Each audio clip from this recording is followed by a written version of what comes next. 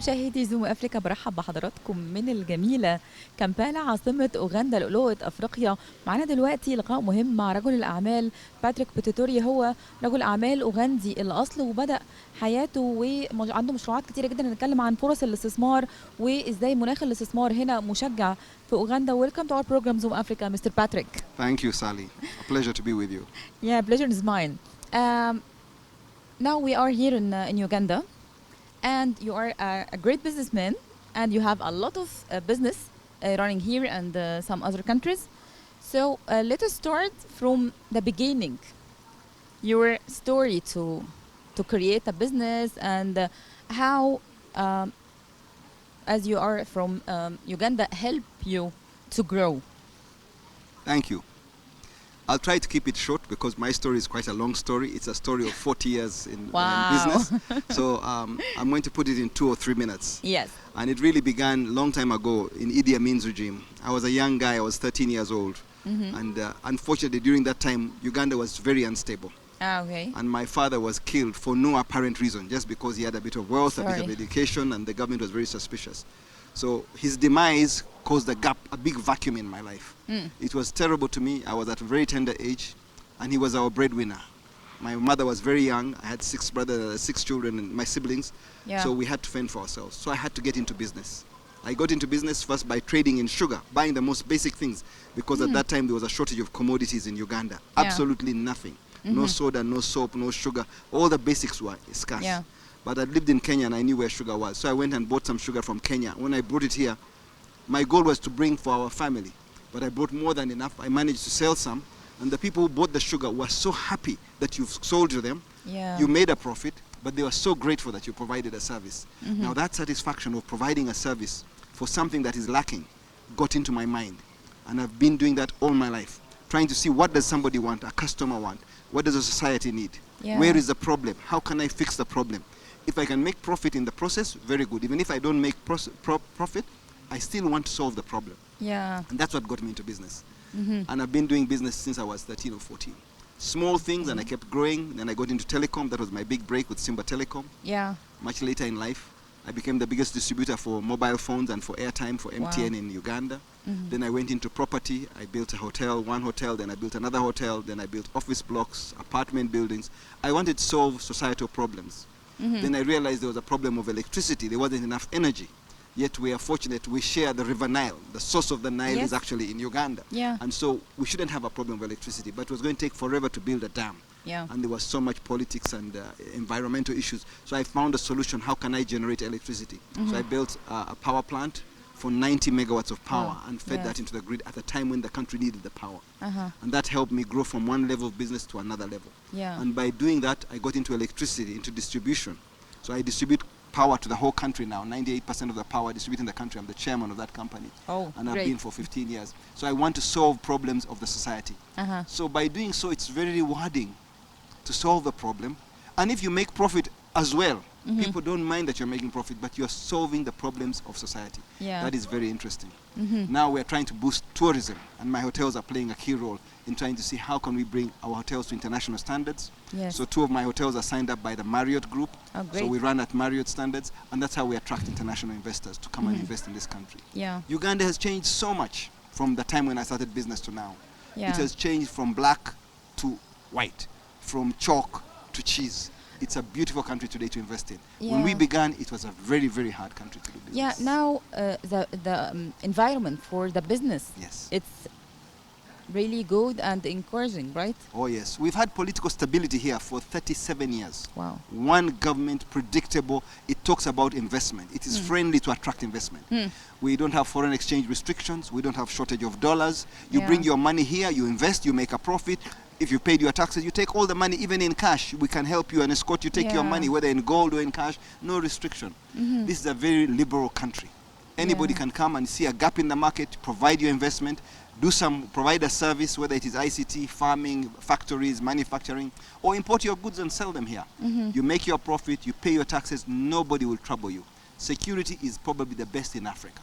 Oh, all night you can drive, move around freely with your money. If you go downtown and see people walking with a plastic bag with almost $500,000 in cash, and they don't mind. Nobody will trouble you. Security is very good.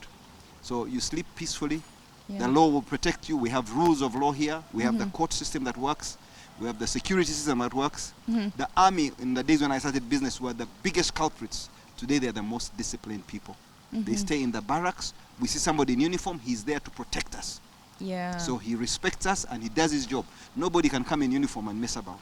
So Mhm. that change was a fundamental change in this country. Yes. And that's why investment, this is the right time for people to keep coming and investing here. The returns are very good. Mhm. Nobody does a business here that gives less than 20-25% margin. Oh. Nearly everything Yeah, you make it's at a least good margin. 25%. Good margin. Yeah. There's some competition, but never more than that. Even on Mhm. mobile phones, you're still making 15-20% margin on mobile phones, Oh. which is very competitive as a commodity. Yeah. So I think it's a healthy environment. We need Mhm. to attract investors to come here. Yeah. We need to do more business as African countries within one another. Yeah. That is so important. Huge So- market of 1.4 billion people. Yeah. And we are spending money going fast to France, to UK, to America. Yet there's so much intra-Africa trade we Yes. can do. That day is coming. We're opening up those barriers. Let's grow Africa by Africans. Yes. Yeah. We've got to solve our problems. You can't Yeah. wait for someone to come and solve your problems. Yes, You yes, want exactly. infrastructure, you want electricity, you want schools, you want hospitals. We have got to be at the forefront of that. Yeah. Now I want to talk about the priority investment opportunity, as you are a businessman and you know your country. And I want to encourage more businessmen to come and see Uganda and invest. So what the opportunities? Number one, Uganda's got a population of 48 million people. Yeah. That's a sizable market. There are not that many countries. We are probably number 7 or 8 in population in Africa. So Yeah. it's a good sized population. Mhm. It's not too big, not too small. So it's an addressable market. Yeah. Then we have the East African community, because we can trade. Once goods are manufactured here or brought into Uganda, Yeah. we can trade with Kenya, Tanzania, Rwanda, Burundi, South Sudan, It's 5 and neighbor even countries. DRC. Yeah. So now we have got a market of over 250 million people that is Oh. addressable. It's a huge number. Now, in yeah. the past, people would go to China, manufacture in China, and bring the goods here. Oh. But now the market is here. Mm. Bring the factory here. The market is big enough here to justify the investment. Yeah. And industrialization is the order today. Yes. Everything comes in a wave. Our infrastructure was weak in the past. We didn't have enough electricity. We didn't have the roads. Now we have everything in place. Infrastructure is there, electricity is there, population is there, free market, rule of law. So this is the best time to start industrializing here. Yeah. And the labor is cheap. This is one of the countries with a good quality, well-educated, low-cost labor. Mhm. And there's a reason for that, because Yes. we are so many and it's a liberalized market.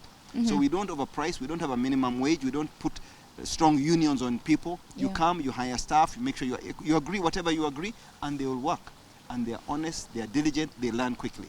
Most of the people in this country speak English. It's our national language. Yeah. So it's very easy to come and set up a business. Yes, yes, exactly. So, as you are a great businessman and you have a really great success story, I need a message from your side to the SMEs and the startups for all over the world to come to Uganda, and what the secret to be like you. The secret is, if you've understood what it's like to be on the ground floor, Yeah. it's very easy to keep climbing up. Yes. Don't take it for granted. And always listen to your customer. If you're listening to the customer, the market is always telling you what it needs. Yeah. You move with the market. Don't lock yourself in a position that I only sell this product. Give the Yeah. customer a choice. Let Like the a customer be the king. flexibility. Yes, Yeah. if you are flexible and keep listening to your customer, they will come to you. When a customer comes to my hotel and tell me a small problem, I try to fix that problem. Customer Yeah. service is so important. If we remain customer centric, we will fix the problem. And we cannot create enough jobs for the young people. Our population is growing so fast. Yeah. So we need to encourage the young people to get into business. I've been trying to talk to young people to encourage them. Get into business. Business is not easy. It Yeah. will always have its challenges.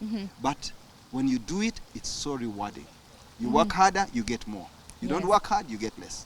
Whereas if you are employed, you will always be earning a fixed salary. Somebody is getting all the benefit of your extra work, your talent. Yes, So exactly. eventually, go and get a job, get some experience, learn how things are done, and come and set up your own business. And come to these new, what I call frontier markets. These are the new markets where there's opportunity.